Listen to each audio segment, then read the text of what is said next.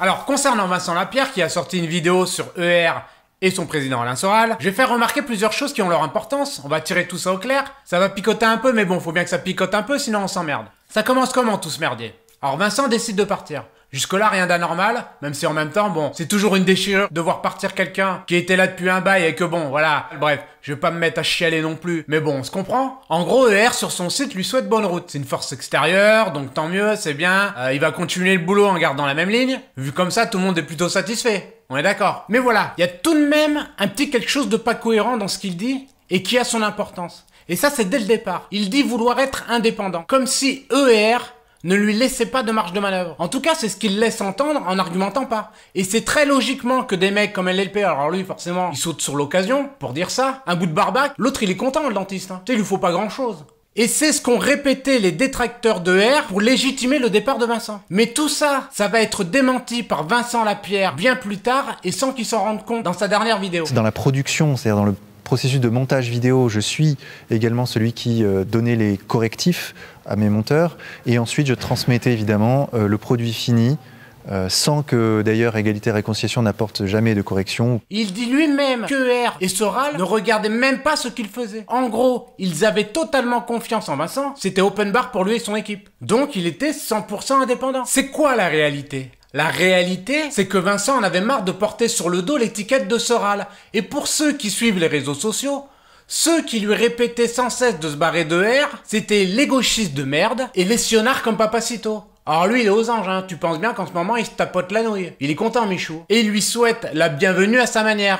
Il y en a eu d'autres aussi. Et tu fais comment, toi, pour plus avoir l'étiquette? Eh ben, pour plus avoir l'étiquette, va falloir qu'il passe par la dédiabolisation. Comme Marine Le Pen l'a fait avec son père. On va rappeler juste deux trucs fondamentaux qu'on a tendance à oublier. Sans Soral, il n'y a pas de R, il n'y a pas de Vincent Lapierre, il n'y a pas de reportage, il n'y a pas de médias pour tous, il n'y a pas de financement participatif. Donc le côté, c'est pas grâce à Soral si les vidéos ont existé. Bah si en fait. Si Vincent a pu s'exprimer, vendre ses DVD, ses livres sur contre-culture, faire sa notoriété, c'est grâce à Soral, ER et tous les camarades qui ont travaillé avec lui pendant toutes ces années. Ça, c'est les fondamentaux qu'on a tendance à oublier. En gros, il ne voulait pas porter cette croix. Et c'est dommage parce que c'est justement le fait de porter cette croix qui faisait de lui un bon journaliste. Donc voilà, la première pirouette, c'est ça. C'est de ne pas dire la vraie raison de son départ, avec en bonus les 20% qu'il reversait à ER, hein, bien entendu. Hein. Ça, c'est le petit plus à l'américaine. Vient ensuite la vidéo que fait Vincent à la Nouvelle Librairie avec Zemmour. Et la réponse de Soral. Alors là, bon, ben, c'est vite réglé. Pour ceux qui ont vu la vidéo de Soral, voilà, c'est propre, plié, rangé, lié au carré. Hein. Même ceux qui suivent Vincent Lapierre se disent quand même, bon, il y a anguille sous roche, l'affaire n'est pas claire. Le Vincent, il veut peut-être nous faire un cher dans le dos quand même, là. On va se méfier un peu. Mais franchement, il y a de quoi être méfiant. Pourquoi?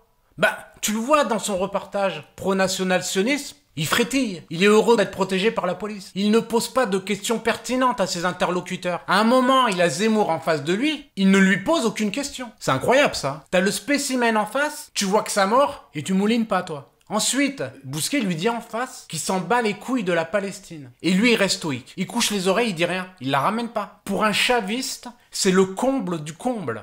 Faut se rappeler ce que disait Chavez sur Israël. Et pire encore, dans la librairie, t'as un Zemmour qui dit la même chose, mais en pire, puisqu'il dit que le peuple palestinien n'existe pas. Et lui, il ne dit rien. Il laisse tout passer, ça passe tranquille. Il est tout content de rentrer dans la librairie et de griller la place au quotidien. Et le pompon, il justifie tout le travail d'analyse qu'a fait Soral de sa vidéo par ça. 2 semaines avant que le président d'Égalité et Réconciliation fasse sa vidéo très malhonnête sur le reportage que j'ai fait sur le public de Zemmour. Il résume les 47 minutes d'analyse de Soral par la phrase « c'est très malhonnête, c'est très léger niveau argument ». Pourquoi il dit ça? Parce qu'il peut pas argumenter contre ça. Pour toute personne normalement constituée, tu vois la vidéo, tu dis « ouais, il se fout de ma gueule ». Donc, après la vidéo de Soral, bon forcément, il a senti qu'il était un peu grillé, quoi. Alors qu'est-ce qu'il fait? Eh ben direct, il va au centre Zara. Direct. Et il se dit, vas-y, je vais m'essuyer les pieds sur le drapeau israélien, comme ça je serai blanchi.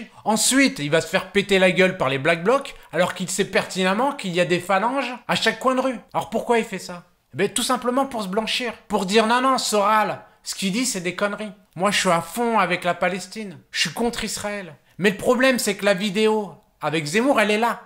Elle témoigne. Parce qu'on peut pas, d'un côté, s'essuyer les pieds sur le drapeau israélien, et le lendemain, faire de la camaraderie avec Bousquet et Zemmour, c'est juste pas possible. Donc voilà, juste envie de dire, comme le rappelle une bonne camarade à moi, viendra un jour l'heure du bilan.